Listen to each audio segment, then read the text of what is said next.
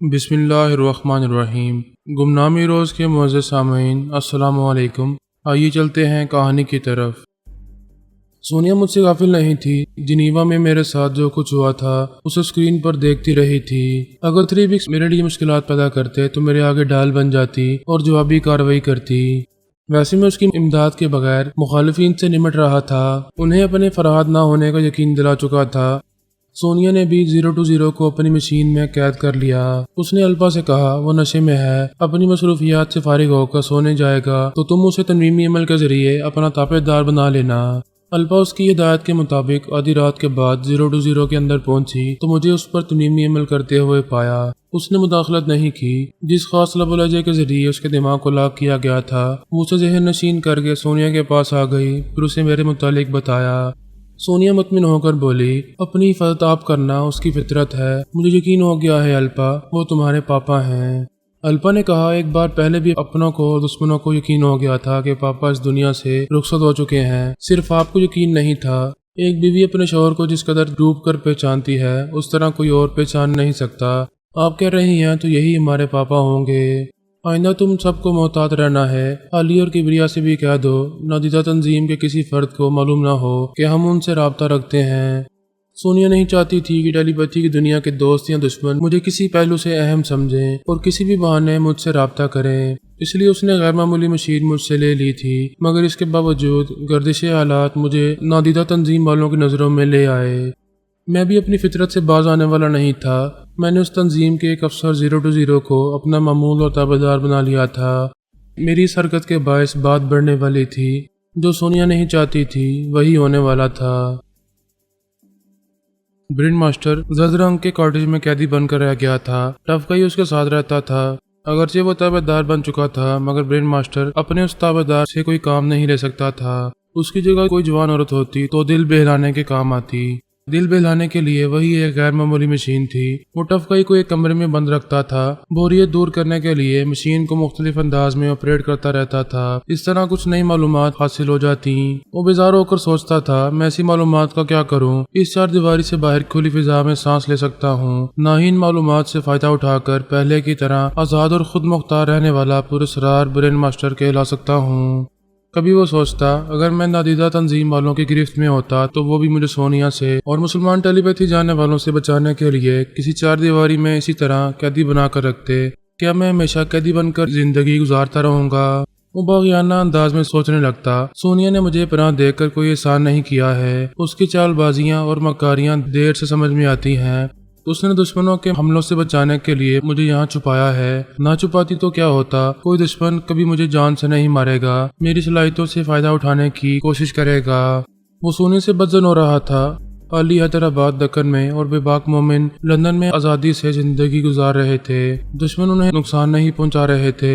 یہی بات سمجھ میں آتی تھی کہ سونیا ان کی حفاظت کرتی ہے۔ یہ خیال اسے مخالفانہ انداز سے بھڑکا رہا تھا۔ سونیا صرف مسلمانوں کی ہمدرد ہے، اسی لیے بے باک مومن کے لیے حفاظتی انتظامات کیے گئے ہیں۔ میں عیسائی ہوں، اس لیے مجھے قیدی بنا کر رکھا گیا ہے۔ مجھے اس حقیقت کو اچھی طرح سمجھ لینا چاہیے کہ سونیا مجھ سے مخلص نہیں ہے، مجھے الو بنا رہی ہے۔ اس نے امریکی ٹیلی پیتھی جاننے والوں کے متعلق سوچا۔ موسیٰ آزادی سے زندگی گزارتے ہوئے اپنے ملک کے لیے کام کر رہے تھے۔ نادیدہ تنظیم انہیں تحفظ فراہم کر رہی تھی۔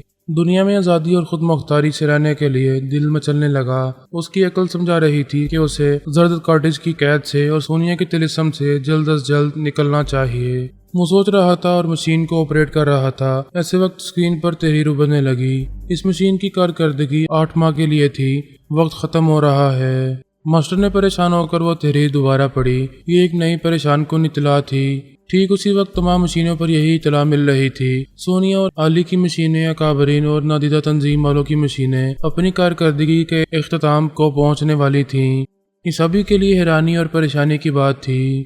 سونیا نے بابا صاحب کے ادارے سے رابطہ کیا، وہاں کے سائنسدانوں سے پوچھا سیارے سے آنے والی مشینیں ناکارہ ہو رہی ہیں، آپ حضرات نے جو مشینیں ایجاد کی ہیں ان کی کارکردگی کیسی ہے؟ انہوں نے جواب دیا ہماری تیار کی ہوئی مشینیں 1 ماہ تک کارکردگی دکھاتی ہیں پھر ناکارہ ہو جاتی ہیں۔ اس نے پوچھا اس کی کیا وجہ ہے؟ ہم نے سیارے کی ایک مشین کے چند پرزوں کو آگ میں گلا کر دیکھا۔ ان فولادی پرزوں میں ایک ایسی دھات کی آمیزش ہے جو ہماری دنیا میں نہیں پائی جاتی۔ یہ نایاب دھات صرف سیارے والوں کے پاس ہے۔ اس کی اضافی مقدار سے مشین کی کارکردگی بڑھائی جاتی ہے۔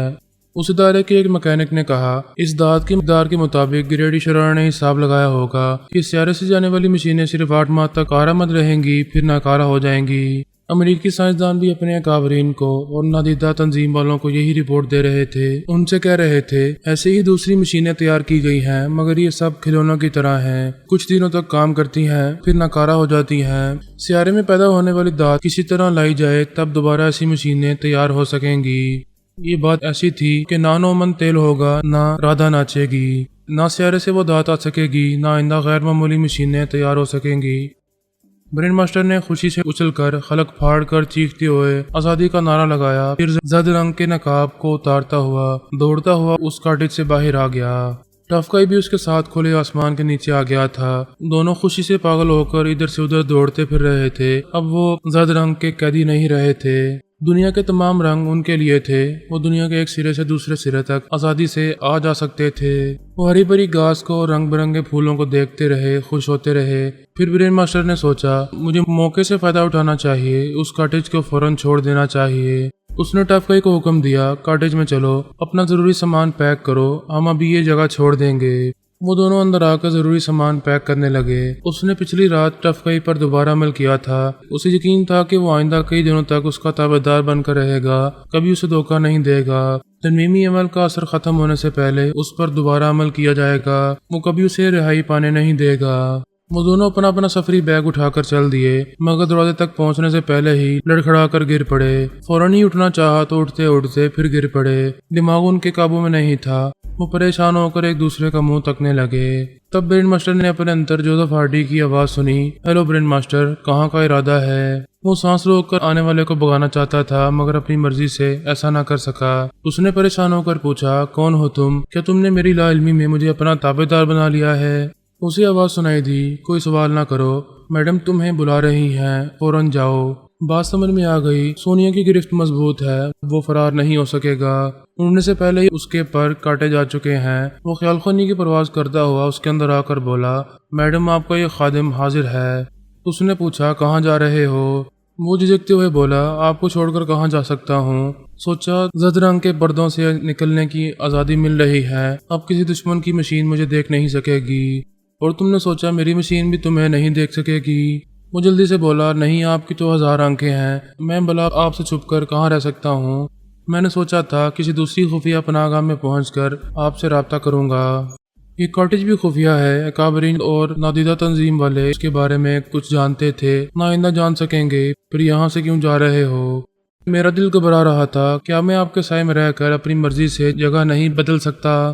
بے شک تم آزاد تھے، آزاد ہی رہتے، لیکن جگہ بدلنے سے پہلے تمہاری نیت بدل گئی۔ میرے خیال خونی کرنے والوں نے بتایا ہے تم مجھ سے بدظن ہو چکے ہو۔ تمہارے دماغ میں یہ بات سما گئی ہے کہ میں اپنی بیٹی عالی اور بے باک مومن کو بھرپور تحفظ فراہم کرتی ہوں، اس لیے وہ آزادی سے دنیا میں رہتے ہیں۔ تم مسلمان نہیں ہو، اس لیے تمہیں قیدی بنا کر رکھا ہے۔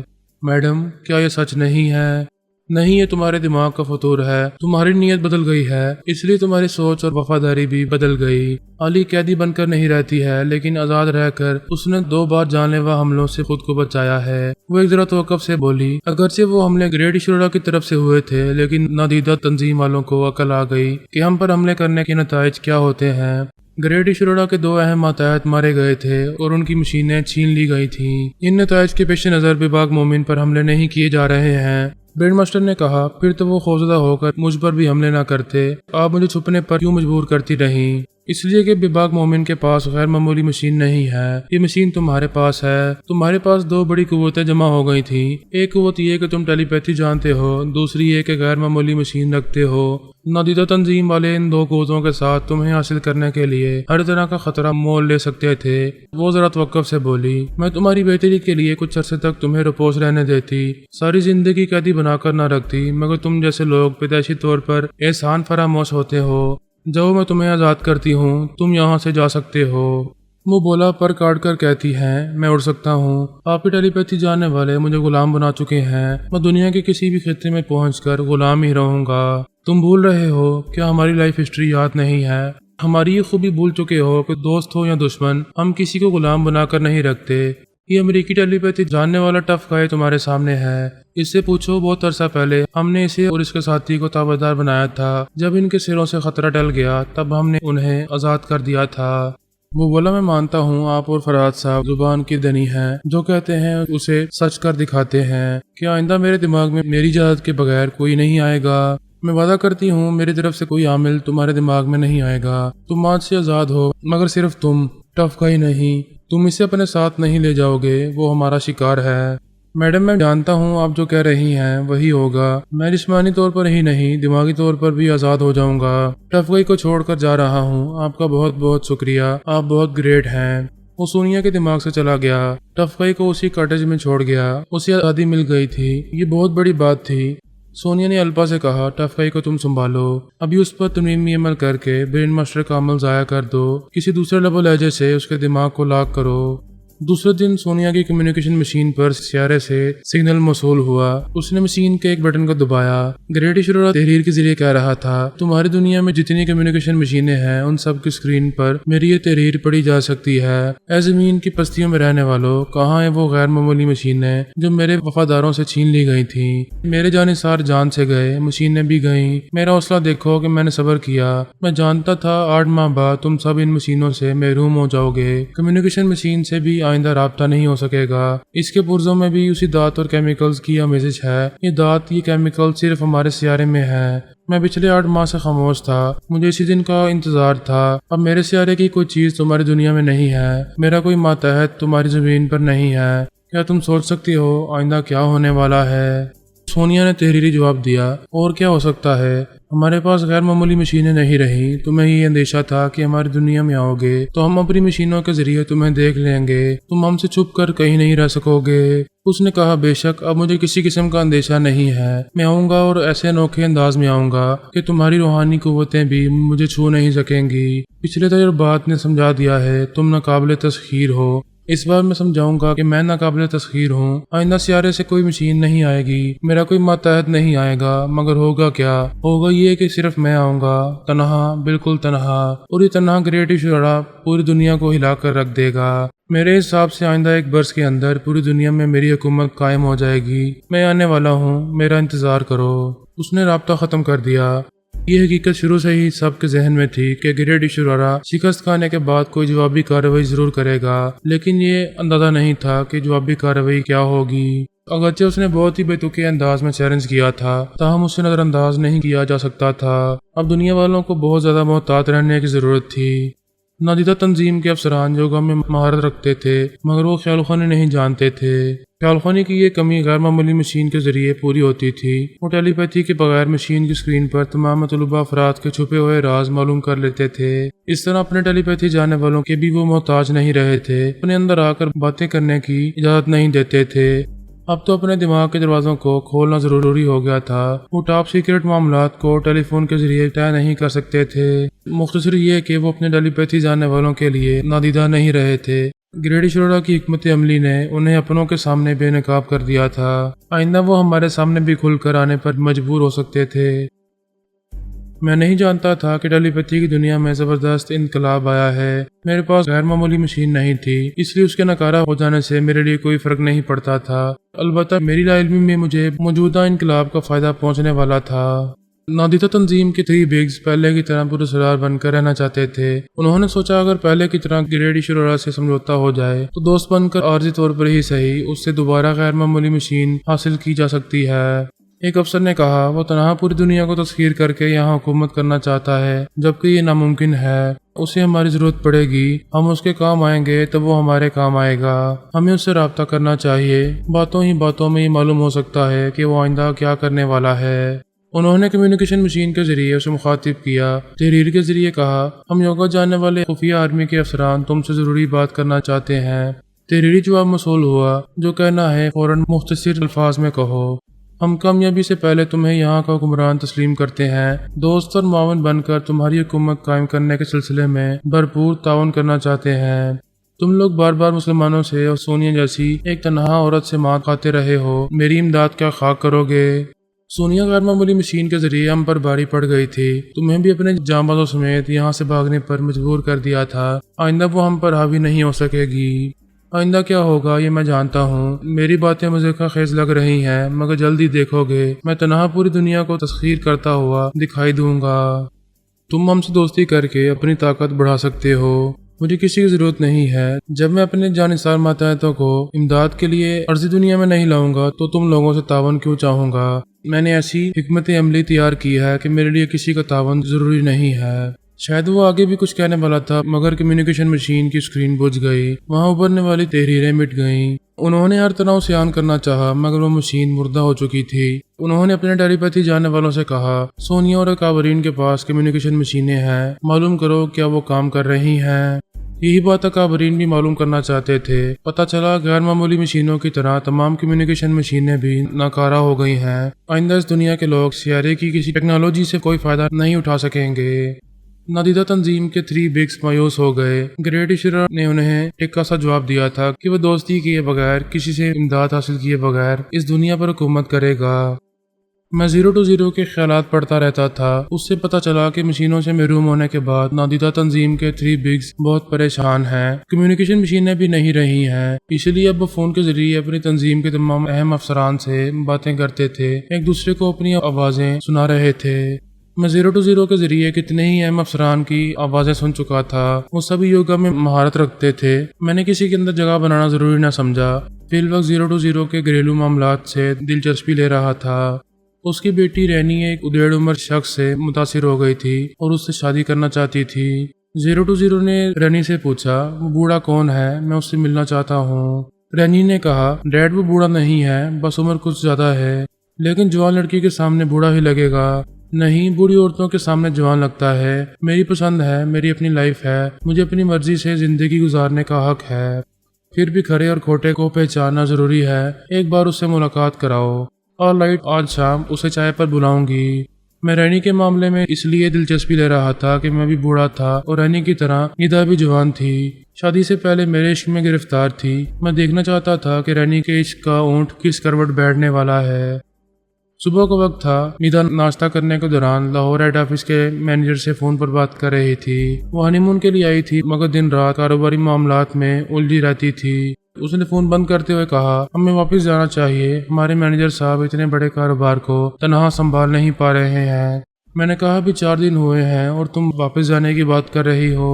بس بہت ہو گیا ہنی مون، آپ بزنس کے معاملات سے کچھ زیادہ ہی بے پرواہ ہوتے جا رہے ہیں۔ پلیز آج ہی کسی فلائٹ میں سیٹیں حاصل کریں۔ سوری ندا، میں اتنی جلدی نہیں جاؤں گا، اگر تمہاری موجودگی وہاں ضروری ہے تو تم جاؤ۔ میں یہاں ایک کاٹیج خریدنا چاہتا ہوں، ڈیلنگ ہو جائے گی تب پاکستان جاؤں گا۔ تھوڑی سی بحث کے بعد وہ تنہا واپس جانے کے لیے راضی ہو گئی۔ میں نے رات 11 بجے کی ایک فلائٹ میں اس کے لیے سیٹ اوکے کرا دی۔ دوپہر تک اسے جی بھر کے شاپنگ کراتا رہا، پھر میں نے کاٹیج میں آ کر کہا، میں تھک گیا ہوں، سونا چاہتا ہوں، تم سفر کی تیاری کرو۔ میں ایک کمرے میں آ کر بیڈ پر لیٹ گیا۔ 020 نے ہونے والے داماد کو پرکھنے کے لیے اپنی نادیدہ تنظیم کے ایک ٹیلی پیتھی جاننے والے کی خدمات حاصل کی۔ اس سے کہا، شام کو میرے دماغ میں آنا، پھر میرے ہونے والے داماد کی آواز سن کر اس کے اندر پہنچ جانا، اس کی اصلیت معلوم کرو۔ میں اپنی بیٹی کو کسی سے دھوکہ کھانے نہیں دوں گا۔ میں 020 کے اندر پہنچا تو وہاں ایک خیال خوانی کرنے والے کی آواز سنائی دی۔ وہ کہہ رہا تھا، میں اس کے خیالات پڑھ چکا ہوں، تمہارا یہ ہونے والا داماد لاکھوں میں ایک ہے۔ رینی بہت سمجھدار ہے، اس نے خوب سوچ سمجھ کر اس شخص کو پسند کیا ہے۔ وہ اس کے ساتھ ہنسی خوشی زندگی گزارے گی۔ کیسے گزارے گی؟ میری بیٹی آگے دوڑے گی، وہ پیچھے رہ جائے گا۔ میری بیٹی کے لیے آسمان سے تارے توڑ کر کیا خاک لائے گا، ہاتھ بڑھا کر ایک سیب کو بھی توڑ نہیں سکے گا، ہانپنے لگے گا۔ وہ بولا، ہم ٹیلی پیتھی جانے والوں سے نہ کوئی مل سکتا ہے، نہ کوئی ہمیں دیکھ سکتا ہے۔ تم نے مجھے نہیں دیکھا ہے، میں بھی بوڑھا ہوں مگر یوگا کا ماہر ہوں، 15 منٹ تک سانس روک لیتا ہوں، کسی عورت کے آگے نہیں ہانپتا۔ رینی کا آئیڈیل بھی زبردست ہے، بیٹی بالغ ہے، تم انکار کرو گے تب بھی یہ اسی سے شادی کرے گی، بہتر ہے راضی خوشی اسے داماد بنا لو۔ رینی کے خیالات نے مجھے بتایا تھا اس کا آئیڈیل خاصا صحت مند ہے، شراب نہیں پیتا۔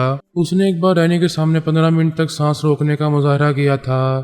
میں یہ پڑھ کر حیرانی سے سوچ رہا تھا، جب وہ سانسیں روکنے کا ماہر ہے تو وہ امریکی ٹیلی پیتھی جانے والا کیسے اس کے اندر پہنچ گیا؟ اس آئیڈیل نے سانس روک کر اسے واپس کیوں نہیں بھگایا؟ सोचने की बात थी उस आइडियल ने उसे अपने अंदर क्यों महसूस नहीं किया था। टेलीपैथी जानने वाला उसके ख्यालात पढ़कर उसकी हिमायत में बोल रहा था। 020 को कायल कर रहा था कि उसे दामाद बना लिया जाए। दरअसल ये किस्सा कुछ दिलचस्प था। अमेरिकी टेलीपैथी जानने वाला वाइसमैन रैनी के नोखेज हुस्न शबाब को देखकर उस पर लट्टू हो गया था। उसने ख्यालखानी के जरिए उस हसीना को अपनी मामूला बना लिया था, इसलिए वो उसकी दीवानी हो गई थी।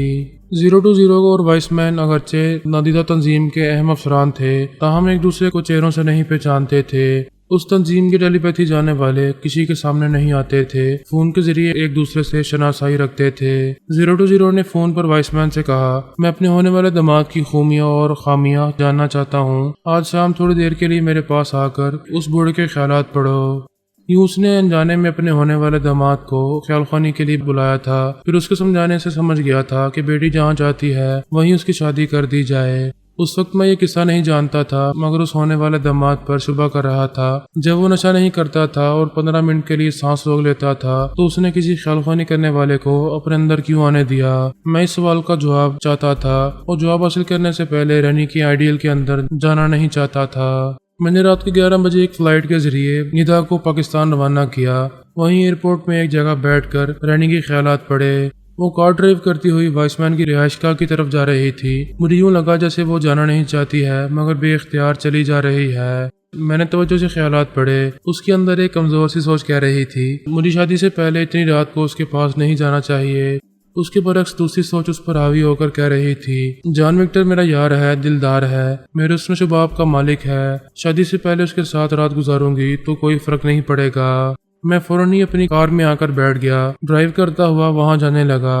रैनी की सोच से जॉन विक्टर की रिहाइशगाह का पता मालूम हो गया था। याददाश्त गुम होने के बावजूद मुझे टेलीपैथी के तमाम हथकंडे अच्छी तरह याद थे। मैं समझ रहा था कोई ख्यालखानी करने वाला रैनी को उसकी मर्जी के खिलाफ जॉन विक्टर के पास पहुंचा रहा है।